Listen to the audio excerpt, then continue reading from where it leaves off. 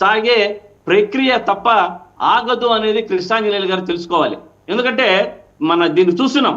ఏదైనా సరే జనసేన మన ఇంతకుముందు చూసాం, పవన్ కళ్యాణ్ గారు కానీ మన మాట్లాడిన తీరు. పవన్ కళ్యాణ్ గారు చూడండి, వాసుదేవన్ గారు, ఇంత రాష్ట్రంలో క్యాబినెట్ మీటింగ్ ఒకటి, మరి అదేవిధంగా కలెక్టర్ల సదస్సు ఒకటి, దీన్ని వదిలిపెట్టి వారు సింగపూర్కు విహారయాత్రకు వెళ్ళారు.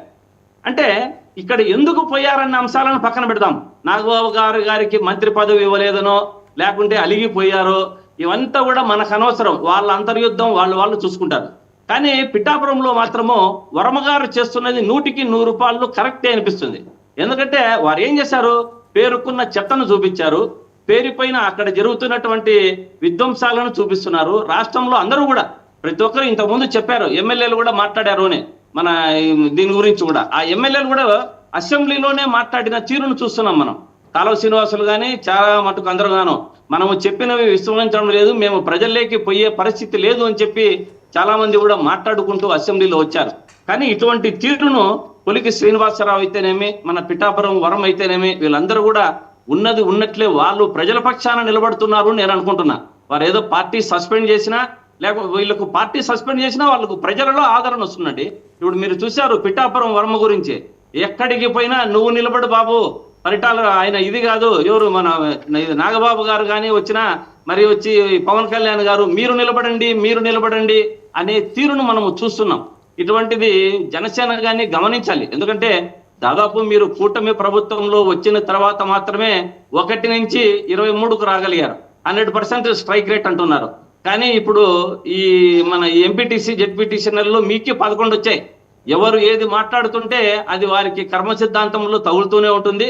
దీని గురించి మరీ ఎక్కువ పోకుండా వారిని అందరినీ కూడా ప్రజల వైపు నిలబడి అసెంబ్లీ ఎన్నికల్లో మీకు 134 వస్తాయా, వాళ్ళకి 11 వచ్చాయి కాబట్టి సార్ 134 రావచ్చు, 151 రావచ్చు, లేకుంటే ఇంకొకటి 131 రావచ్చు.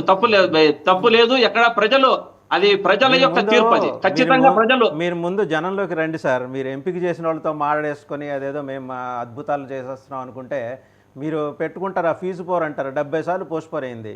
క్రెడిబిలిటీ లేకుండా ఫీజు పోర్ చేశాం కాదు, ఫీజు పోర్ చేశాం కదా, మొక్కుబడి గట్టిగా అడిగాము. పట్టుమని 10 మంది రారు, అధ్యక్షుడు ఫోన్ చేసి మాట్లాడితే ఎవరికి ఉండే అప్లికేషన్స్ వాళ్ళకి బయటకు వస్తే కేసులు ఉంటాయని మీరు మీరు కూడా మరీ ఇంత అన్యాయంగా మాట్లాడడం బాలేదు. మీరు ఒక పక్షాన ఏదో వైసీపీ పక్కన పెట్టి 7 కంచెలు దాటి బయటికి రండి, జనం వెంబడి నడుస్తారు. అదే మీకు చెప్పేది. మేము లోపల కూర్చొని మీకు మాత్రమే భజన చేసే 10 మందిని పిలిపించుకొని మాట్లాడితే అదేదో అద్భుతం అని చెప్పుకోమాకండి. శ్రీకాంత్ గారు మారండి. నేను చెప్పేది ఏం చెప్పానంటే, మన రైతు పోరు గాని విద్యార్థుల తరపున నిలబట్టలు గాని 1000 మంది విద్యార్థులు వచ్చారు. రైతులు స్వచ్ఛందంగా ఎక్కడికి వారు కదిలి వచ్చి ఈ రాష్ట్రంలో జరుగుతున్నట్టు సూపర్ 6లను అమలు పరచలేదు అని చెప్పి అందరూ కూడా ఎంటబడ్డారు. సార్ ఒక్క విషయం ఇంకొకటి అడుగుతాను మిమ్మల్ని సూటిగా, జనసేన నాయకులు చెప్పాలి. పవన్ కళ్యాణ్ గారు కాశిరెడ్డి నాయన గారి గురించి, వారి ఫారెస్ట్ లో ఉన్న దాని గురించి ఈ రోజుకి నెల 10 రోజులు అవుతుంది. వారి యొక్క శాఖ వారి చేతిలో ఉంది.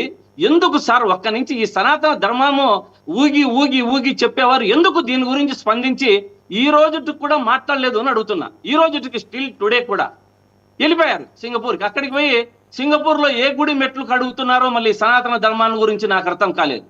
కానీ ఇటువంటివంతా గాలికి వదిలిపెట్టి చెప్పినవి చేయకుండా ఏమి తిరుగుతూ అందరినీ అక్రమ అరెస్టు చేస్తూ అక్రమంగా అందరినీ కూడా ఏది ప్రశ్నిస్తే కాదు సార్. నిన్న జై జగన్ అనిన తిరుపతి నియోజకవర్గంలో జరిగినటువంటి దాంట్లో వాళ్ళ మీద అక్రమ అరెస్ట్. ఏమంటే వారికి సంఖ్యాబలం లేనప్పటికీ గెలిచారు. అక్కడ జై జగన్ అనే నినాదాలు చేశారు. ఆ నినాదాలు చేశారని చెప్పి అక్రమ అరెస్ట్.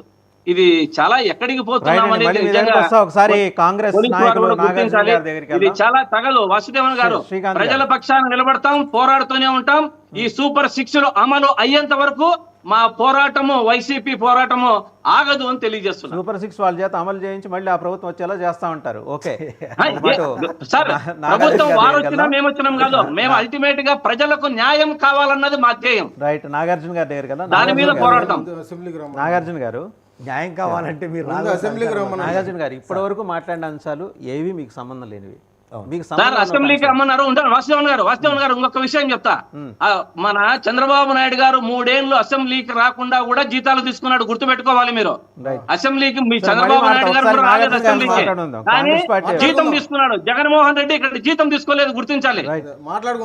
గుర్తుపెట్టుకోండి, అసెంబ్లీకి రావడం కాదు. ఒక నిమిషం అండి, నాగార్జున గారు మాట్లాడతారు. ఓకే, లక్ష్మీకాంత్ గారు, నాగార్జున గారు ఇప్పటి వరకు మాట్లాడిన